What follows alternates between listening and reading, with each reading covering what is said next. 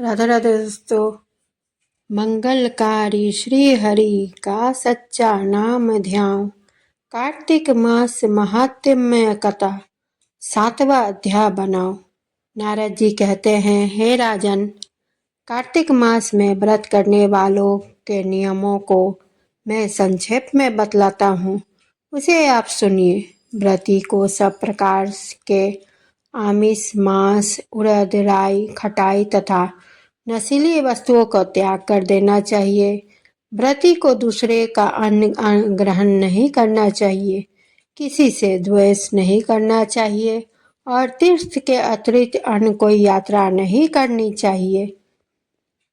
देवता, वेद, ब्राह्मण, गाय, व्रती, नारी, राजा तथा गुरुजनों की निंदा भी नहीं करनी चाहिए। व्रती को दाल, तिल, पकवान व दान किया हुआ भोजन ग्रहण आदि भी नहीं करना चाहिए। किसी की चुगली या निंदा भी नहीं करनी चाहिए। किसी भी जीव का मांस नहीं छूना चाहिए। पान, कत्था, चूना, नींबू, मसूर, बासी तथा झूठे अन्न का भी प्रयोग नहीं करना चाहिए। गाय, बकरी तथा भैंस के अतिरिक्त अन्य किसी पशु का दूध नहीं पीना चाहिए। कांच के पात्र में रखा हुआ पंचगव्य, बहुत छोटे बड़े घड़े का पानी तथा केवल अपने लिए ही पका हुआ अन्न प्रयोग करना चाहिए। कार्तिक माह का व्रत करने वाले मनुष्य को सदैव ब्रह्मचर्य का पालन करना चाहिए। उसे धरती पर सोना चाहिए और चौथे पहर में केवल एक बार पत्तल में ही भोजन करना चाहिए।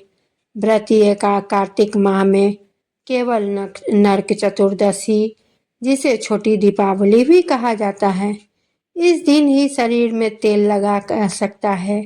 कार्तिक माह में व्रत करने वाले मनुष्यों को सिंघाड़ा, प्याज, मट्ठा, गाजर, मूली, काशी फल, लौकी, तरबूज इन वस्तुओं का प्रयोग बिल्कुल नहीं करना चाहिए।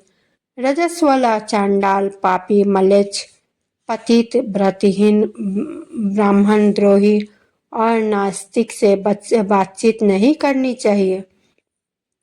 भगवान विष्णु को प्रसन्न करने के लिए अपनी शक्ति के अनुसार चंद्रायन आदि का व्रत करना चाहिए और उपयुक्त नियमों का पालन भी करना चाहिए।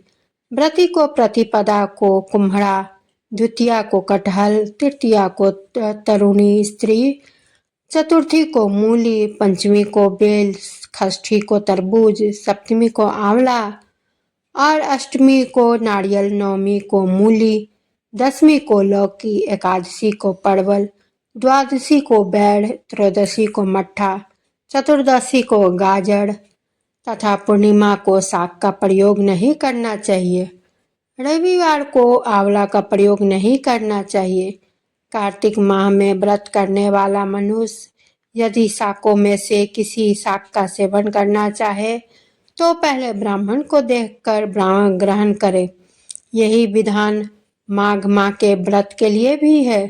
देवउठान एकादशी के दिन के पहले कही गई विधि के अनुसार नृत्य, जागरण, गायन, वादन आदि करना चाहिए। इसको विधि पूर्वक करने वाले मनुष्य को देखकर यमदूत ऐसे भाग जाते हैं जैसे कि सिंह गर्जना कर से हाथी भाग जाते हैं।